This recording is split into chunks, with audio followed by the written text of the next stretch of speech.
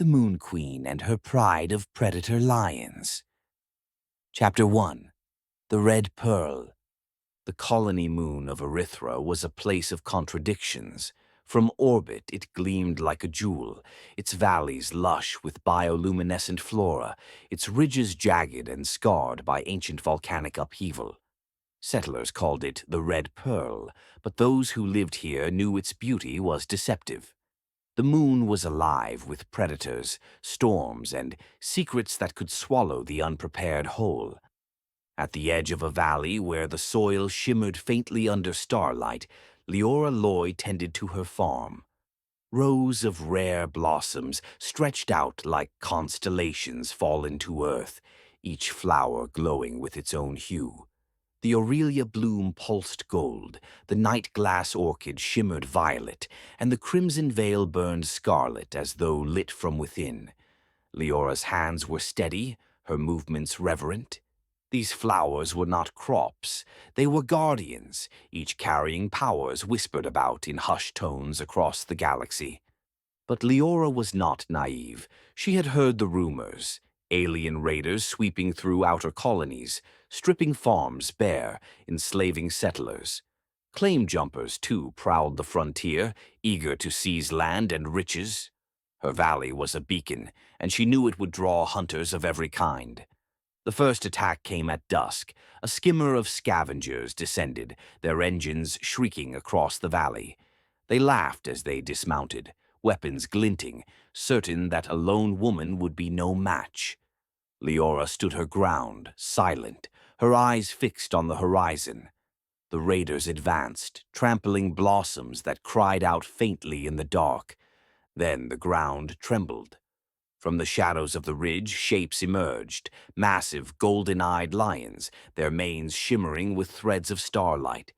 The raiders froze, disbelief etched across their faces. These were not beasts of flesh alone.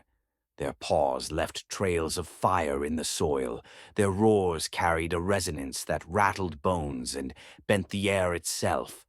One lion leapt, its body wreathed in a halo of flame, and the scavengers scattered, weapons forgotten. The second attack came weeks later, under a storm-lit sky. Claim jumpers in armored suits marched across her fields, shields raised against the rain. They fired plasma bolts into the valley, expecting to drive her out. But the lions rose again, their eyes glowing brighter, their bodies shimmering with spectral energy. One roared, and the storm itself bent to its will. Lightning arced from the clouds, striking the intruders. Another lion exhaled, and a wave of sound shattered their shields like glass. The claim jumpers fled, their armor smoking, their courage broken. Liora watched from the edge of her garden, her hands resting on the petals of the night glass orchid. She whispered to the flowers, and they pulsed in response, feeding strength into their guardians. The lions were more than protectors. They were extensions of the moon itself, bound to her through the blossom's magic. Each attack only revealed more of their power, and each victory deepened the bond between woman, flower, and beast. The valley was no longer just a farm. It was a fortress of nature and spirit, a place where raiders would find not prey but annihilation. And Liora knew this was only the beginning. The Red Pearl would draw more enemies, hungrier and more desperate. But she did not fear. Her lions were waiting, their powers still unfolding, their roars echoing across the stars. Chapter 2. The Flowers of Memory. The valley was quiet after the raids, but Liora knew silence on Arithra was never permanent. The moon had a way of testing its inhabitants, and the flowers she tended seemed to sense the coming storms. Their petals glowed brighter at night, their scents thickened in the air, and their whispers grew louder, voices carried on the wind, speaking in tongues older than human memory. Liora walked among them, her fingers brushing the velvet petals of the night-glass orchid. A vision struck her, raiders regrouping in the wastelands, plotting a second strike. She gasped, clutching the stem, and the orchid's glow dimmed as if exhausted by the revelation. The flowers were not passive. They were warning her. Her lions prowled the perimeter, restless. Timbra, the largest, lifted his head and sniffed the air. His mane shimmered faintly, threads of starlight weaving through it. When he roared, the sound carried not just fury but resonance, an echo that rippled through the flowers. The blooms pulsed in response, their colors shifting, their powers feeding into the pride. The Aurelia bloom infused the lions with healing light. Wounds closed as golden pollen drifted into their fur. The crimson veil lent them courage beyond instinct, their eyes burning with scarlet fire. The night glass orchid gave them visions, allowing them to anticipate attacks before they came. The second wave arrived under a pale dawn. Raiders in heavier armor, claim jumpers with mechanized suits, and mercenaries hired to finish what the scavengers could not. They advanced in formation, confident that brute force would overwhelm a lone farmer. But the lions had changed. When Timbra leapt, his claws burned with golden fire, each strike leaving trails of light. Another lion exhaled, and a wave of pollen burst from its mane, choking the raiders in a haze that clouded their minds with visions of their worst fears. A third lion's roar bent the air itself, shattering weapons and scattering formations. The attackers faltered, unnerved by beasts that fought like gods. Plasma bolts fizzled against shimmering shields of light that wrapped the pride. The flowers themselves seemed to bloom wider, their roots trembling, their energy flowing into the lions. Liora stood at the center of it all, her voice steady as she whispered to the blossoms. Guardians of memory, guardians of flame, protect what is yours. The valley answered. The flowers glowed in unison, and the lions surged forward, unstoppable. By the time the sun rose fully, the attackers were broken. Some fled into the wastelands, others lay trembling, their minds shattered by visions conjured by the orchids. Liora knelt among her flowers, exhausted but resolute. She understood now. The lions were not merely protectors. They were conduits, vessels for the flowers' ancient power. And with each attack, their abilities grew. Chapter 3. Shadows on the Horizon. The valley did not rest. Though the raiders had been driven off twice, Liora knew greed was a hunger that never died. Word of her mystical flowers had spread beyond the wastelands, whispers carried by smugglers, mercenaries, and claim jumpers who dreamed of fortunes. The red pearl was no longer a secret. It was a prize. From the ridge above her farm, Liora watched the horizon.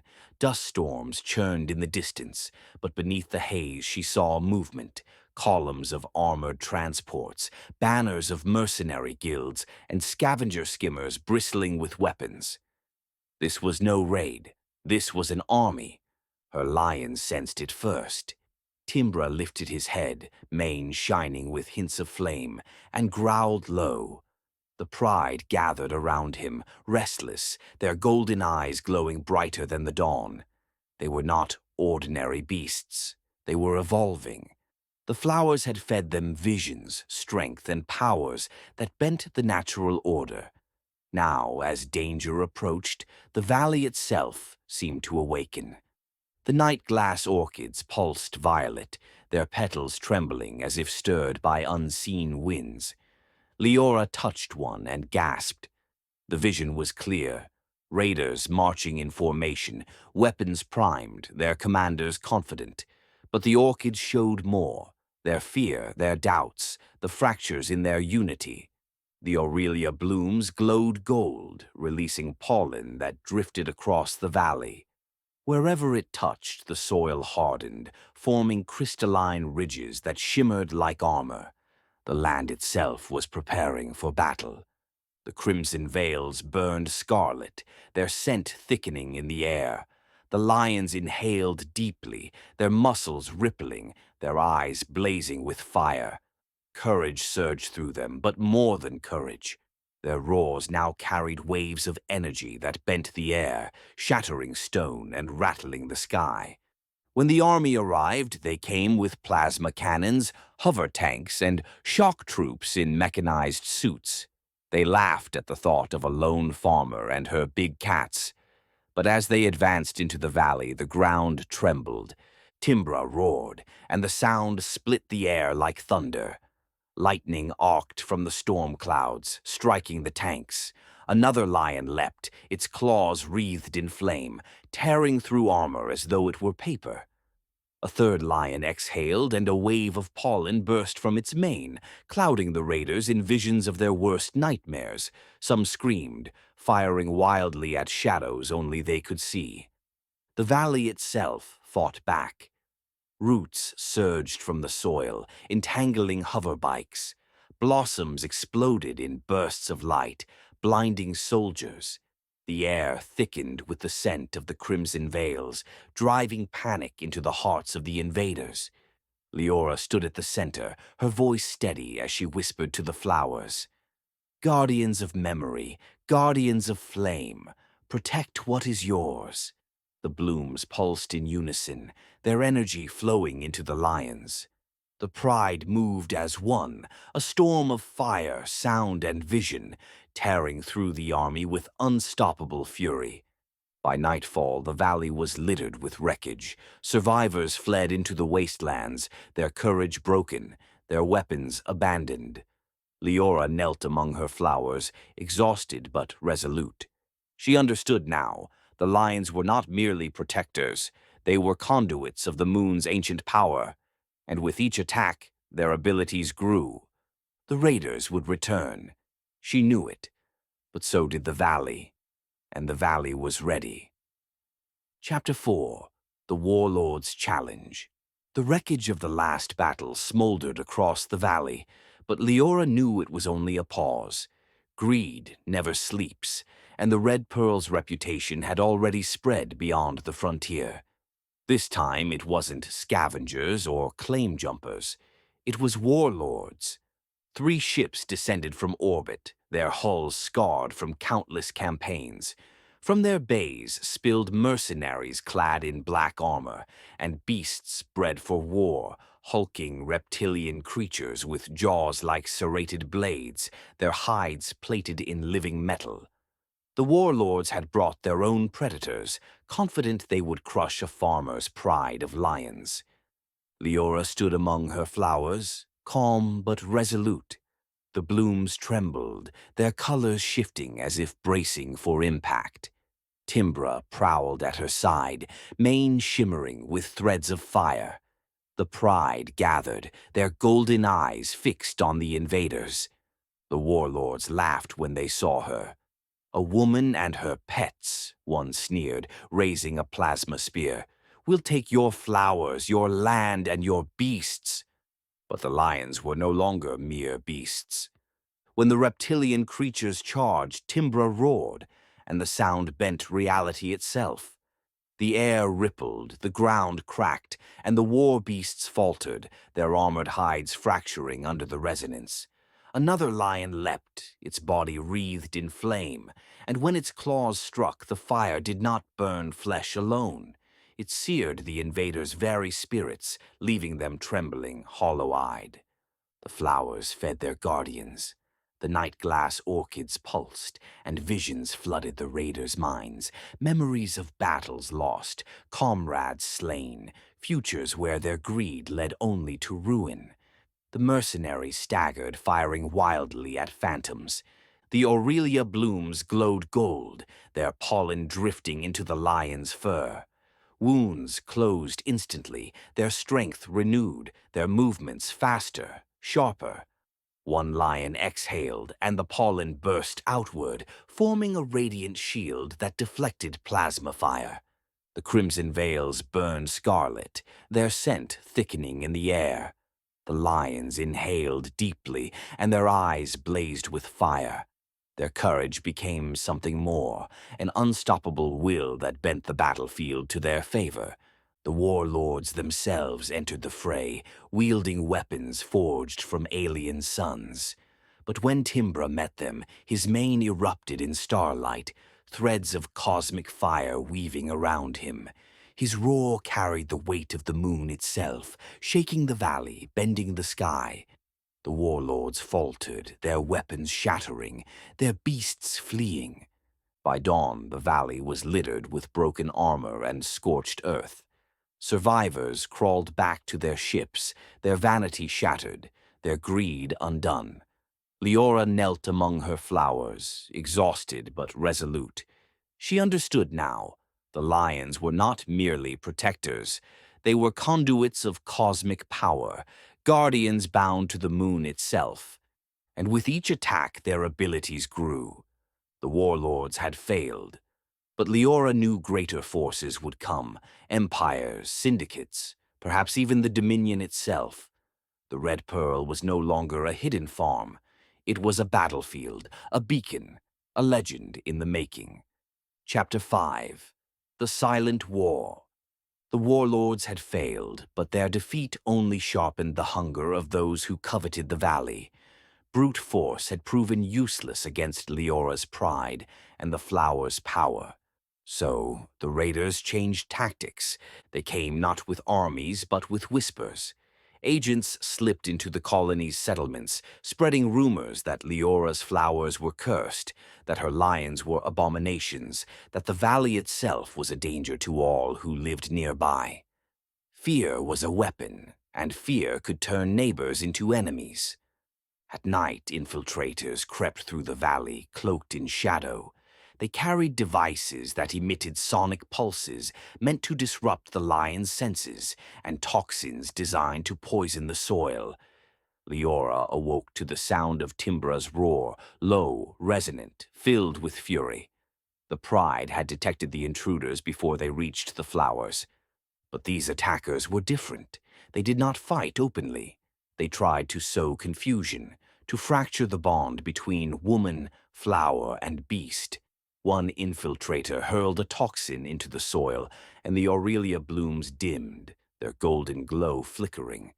Another activated a sonic disruptor, and one lion staggered, its mane flickering as if its power was unraveling. Liora knelt among the flowers, whispering urgently, "Guardians of memory, guardians of flame, remember who you are." The night-glass orchids pulsed, and visions surged into the lions' minds. They saw through the deception, glimpsing the infiltrators' true intent. Their roars shattered the sonic devices, their claws tore through the toxins before they could spread. Then the lions revealed powers beyond even Liora's understanding. One lion's roar did not merely shake the air, it silenced the infiltrators' voices, stripping them of speech. Another lion's gaze burned with starlight, piercing illusions, forcing the attackers to reveal themselves. A third lion exhaled, and the scent of the crimson veils thickened, driving terror into the infiltrators' hearts until they fled, screaming into the night. But the battle left scars. The flowers trembled, their colors dimmed, their whispers faint. Liora realized the raiders had discovered a new weakness, the bond itself. If they could sever the connection between her, the flowers, and the lions, the valley would fall. She stood in the moonlight, Timbra at her side, his mane shimmering faintly. "They will try again," she whispered, "not with armies, but with shadows. They will come for our bond, for the heart of what we are." Timbra's golden eyes met hers, and in that gaze she saw not just a beast, but a guardian older than memory, a creature bound to the moon's spirit. The Pride roared as one, their voices echoing across the valley, a promise that no shadow would break them. The silent war had begun. Chapter 6. The Siege of Fire and Shadow. The silent war had failed, infiltrators had been broken, their devices shattered, their whispers drowned beneath the roars of the Pride. But the raiders were relentless. They returned not with armies or warlords, but with something far worse, an engine of annihilation, a weapon forged in the dark of interstellar wars.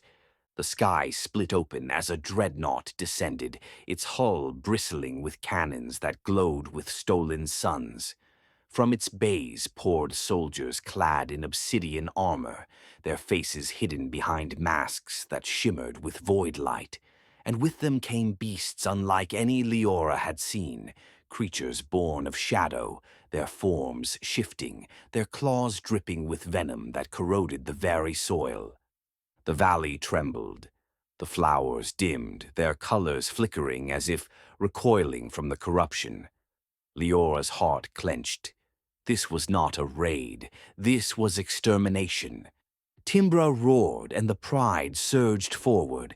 Their powers blazed, flame, resonance, pollen, visions. But the shadow beasts absorbed the attacks, their bodies reforming, their venom spreading. Plasma fire rained down from the dreadnought, scorching the valley, tearing through the soil. The flowers screamed, their whispers rising into a chorus of pain. Liora fell to her knees among the blossoms. Guardians of memory, guardians of flame, this is the hour. Show me your true power. The flowers answered. The night-glass orchids erupted in violet light, their petals unfolding into vast, spectral wings that wrapped around the lions. The Aurelia blooms pulsed gold, their pollen fusing into the lions' manes, weaving armor of radiant crystal. The crimson veils burned scarlet, their scent thickening until the air itself ignited, flames dancing across the pride's bodies. The lions transformed. Timbra rose, his mane blazing with starlight, his eyes burning with galaxies. His roar shook the dreadnought, bending its hull, cracking its cannons. Another lion leapt, its body wreathed in flame and crystal, claws glowing with molten gold. A third exhaled, and the air itself fractured, shards of sound slicing through shadow beasts. The pride was no longer flesh and blood. They were mythic guardians, fused with the flower's essence, embodiments of memory, flame, and courage. Their roars carried visions that shattered minds. Their claws tore through shadow as though it were smoke. Their bodies blazed with cosmic fire. The battle raged through the night. The dreadnought's cannons fired, but the lions' shields deflected the blasts. Shadow beasts lunged, but their venom evaporated against radiant manes. The valley itself rose, roots surged, blossoms exploded in bursts of light, the soil hardened into crystalline ridges. By dawn, the dreadnought lay broken, its hull torn open, its cannons silenced. Survivors fled into the void, their courage shattered, their greed undone. The valley glowed with the light of the flowers, the pride standing tall, their eyes burning with galaxies. Liora knelt among the blossoms, exhausted but resolute. She understood now. The lions were not merely protectors, not merely conduits. They were the moon's soul-made flesh, guardians born of memory and flame, defenders of the Red Pearl's secrets. And with each attack, their powers grew. The raiders had unleashed their greatest weapon and failed. But Liora knew the war was not over. Greater forces would come, empires, syndicates, perhaps even gods. But she did not fear. Her valley was no longer a farm. It was a fortress of myth, a legend in the making. And her lions were ready. Chapter 7. Aftermath. The dreadnought's wreckage smoldered for days, its twisted hull a monument to hubris. The valley was scarred, soil scorched, blossoms singed, ridges cracked, but it still lived. The flowers glowed faintly, their whispers softer, but their roots held firm. The lions prowled among the ruins, their golden eyes burning with galaxies, their manes flickering with threads of starlight. Liora walked the valley at dawn, her hands brushing petals, her heart heavy yet resolute. She had defended her home against scavengers, claim jumpers, warlords, and shadow beasts. Each attack had revealed more of the bond between woman, flower, and lion. Each battle had transformed her guardians into something greater than flesh, something mythic. But victory carried a price, The colony's settlers whispered of her valley now, some in awe, others in fear. Traders spoke of flowers that healed wounds and revealed visions. Mercenaries told tales of lions that roared with cosmic fire. The Red Pearl was no longer a hidden farm, it was a legend. And legends drew attention. From orbit, ships lingered, watching. Syndicates debated whether to strike again. Empires whispered of harnessing her power. Even the Dominion's envoys had begun to take notice. Liora knew the valley would never be left alone. Timbra padded to her side, his mane shimmering faintly. His gaze met hers, and in that moment she understood. The lions were not merely guardians of her farm. They were guardians of the moon itself, bound to its spirit, its memory, its flame. Through her they had awakened. Through them the flowers had revealed their true power. She stood at the edge of her valley, the dawn light painting the soil crimson. "This is no longer just a farm," she whispered. "It is a fortress, a sanctuary, an icon." The pride roared as one, their voices echoing across the valley, shaking the sky. The flowers pulsed in unison, their colors blazing brighter than ever. The valley itself seemed to breathe, alive, defiant, eternal. Liora knew the war was not over. Greater forces would come, empires, syndicates, perhaps even gods. But she did not fear. Her valley was ready, her lions were ready, and she was ready. Epilogue: The Legend of the Red Pearl. The valley healed slowly. Scars of battle lingered, burned soil, shattered ridges, wreckage rusting beneath the twin suns. But the flowers bloomed again. Their colors were deeper now, their whispers stronger, as though each conflict had awakened new layers of memory. Liora walked among them, her steps steady, her gaze lifted to the horizon. The lions prowled at her side, their golden eyes burning with galaxies, their manes shimmering with threads of starlight. They were no longer beasts, no longer guardians alone. They were living myths, embodiments of the moon's soul. Word of the battles spread across the galaxy. Traders spoke of a farmer who became a queen. Raiders whispered of predator lions that bent storms and shattered dreadnoughts. Scholars debated whether the flowers were relics of an ancient civilization or seeds of something greater. And across the frontier, settlers told stories by firelight of the Moon Queen and her pride of predator lions, whose valley defied empires. But Liora did not seek titles, crowns, or thrones. She tended her blossoms, whispered to her guardians, and listened to the moon's voice. She knew greater forces would come, syndicates, empires, perhaps even gods. Yet she did not fear. Her valley was ready. Her lions were ready, and she was ready. The Red Pearl endured, and in the silence between stars, a legend was born. The end. Please like, comment, and subscribe. Thank you.